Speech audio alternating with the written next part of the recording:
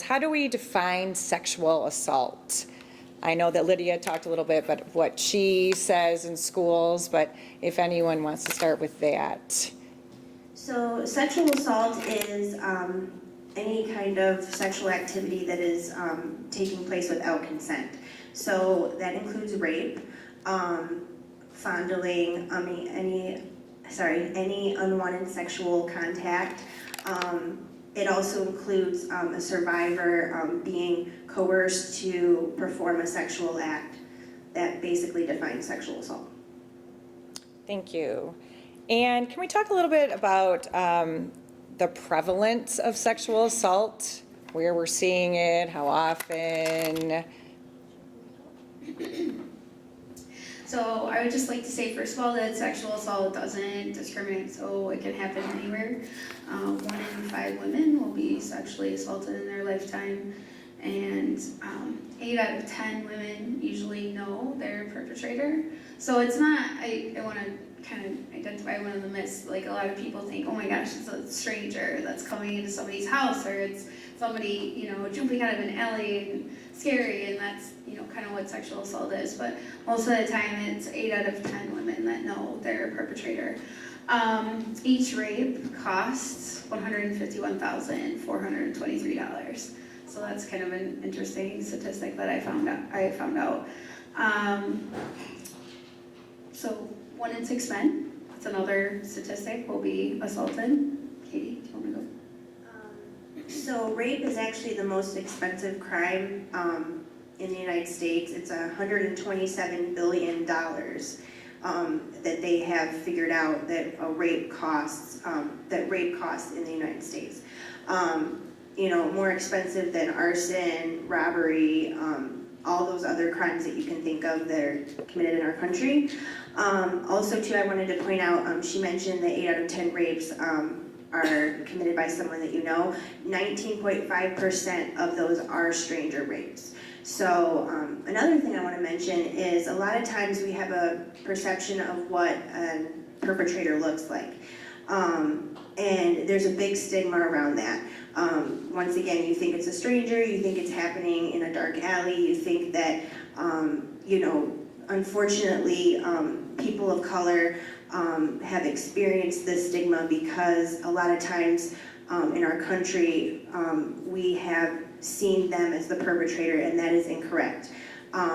Perpetrators are, of all ages, gender, race, sexual orientation, just to point that out. There's a lot of, we all sort of know this, right? There's still a lot of people out there who think they know what sexual assault, or they think they know certain things about what sexual assault is, or, Andy sort of talked about the victim blaming. What are some of the things that you really want this audience to know about sexual assault, and maybe things that people think they know?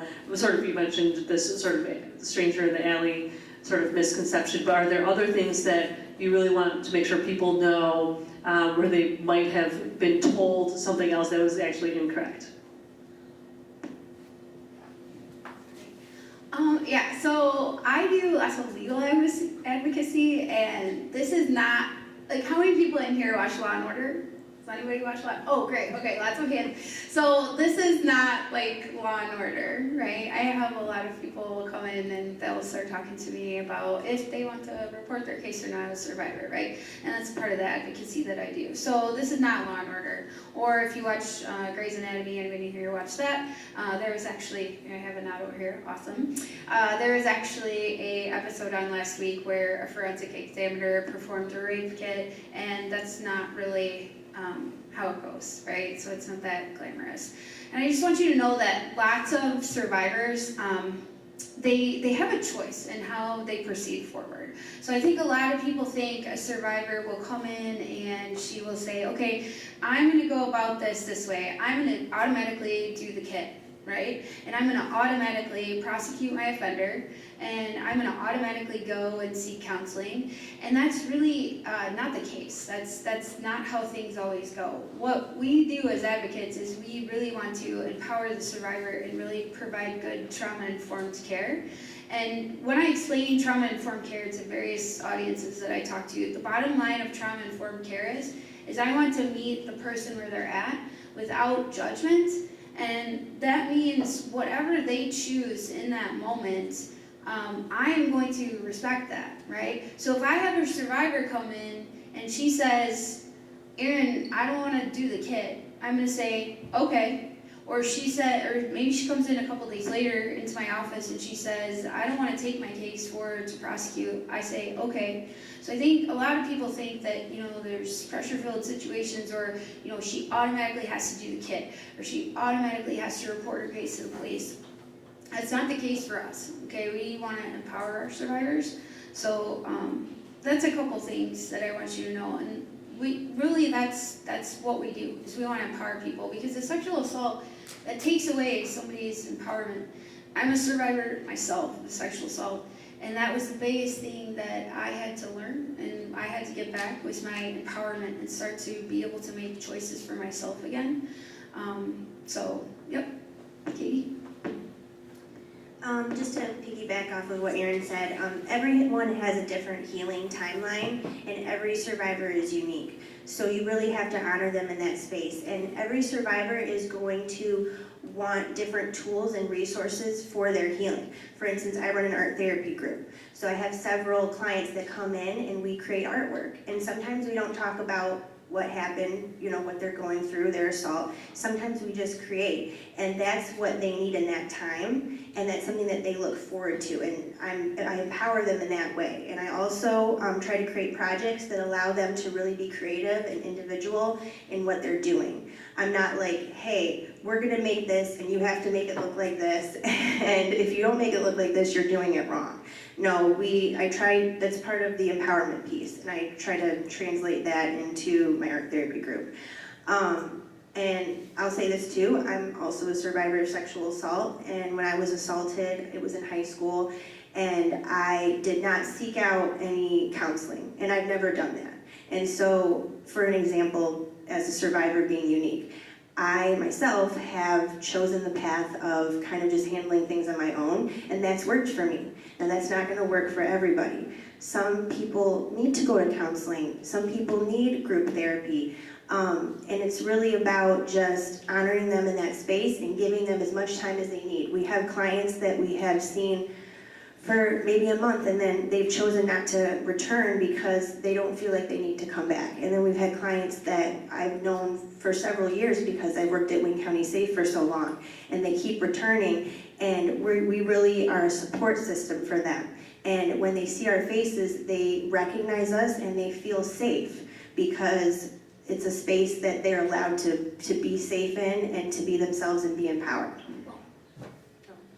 Sorry.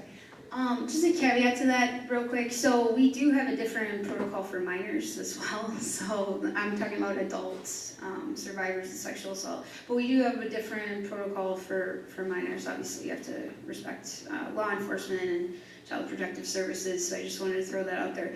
The other thing that I want people to understand too is when you come into contact with a survivor of sexual assault, I think a lot of people think that you're going to run into this hysterical victim, right?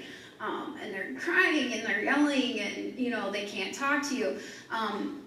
A lot of times that's not the case either. You may run into somebody who just kind of has the 1,000-yard stare, okay? So I think the biggest thing is to keep an open mind and try to take away, all of the judgments that you have about the person.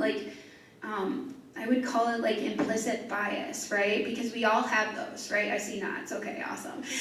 Implicit biases that we all have. And I would try my best, if you can, to take away those biases and just try to be there with the survivor. So I think if we back up even just a little bit further, there's a lot of myths within our society about how rape victims or sexual assault victims will act and react and what they'll do. And it's part of what we have to kind of get through when we're prosecuting a case or investigating a case or working through advocacy. But one of the biggest things to realize is that delaying disclosure, not reporting immediately, is actually really frequently what happens. So, again, Law and Order, we see these, victims who immediately call 911 and immediately go to the police. That does happen occasionally, but it's much more common that a victim will wait to report, sometimes days, weeks, months, years, decades even. We've seen in many of the Catholic Church cases and in the Nassar case as well, until they're at a point where they feel supported and believe that there's research that literally there is a decision that's made fairly quickly about, am I in a place that I can feel supported and believed and to report this. So I think that's one of the first myths that we have to kind of keep in mind, that people are not immediately necessarily going to be disclosing it. Also, we all think we know how we would react if we were attacked or assaulted. I think I've heard many people say I would, scream or punch or fight, and really what kicks in is a biological response. And there's a lot of research right now about the neurobiology of trauma and how victims will just there'll be a physical biological reaction that takes over, whether you freeze or flee or sometimes just can't even move even if you wanted to move. And it's very confusing for survivors because sometimes the brain will want to do something that their body won't. And again, the research that we're seeing is that response that you think you might have is sometimes beyond your control. So the one thing I think you would to take away is we've heard about the statistics. You may or may not be a victim yourself, but you may encounter someone who was, or who trusts you enough to disclose and report that to you. And that first interaction that a victim has with someone close to them or trusted in their life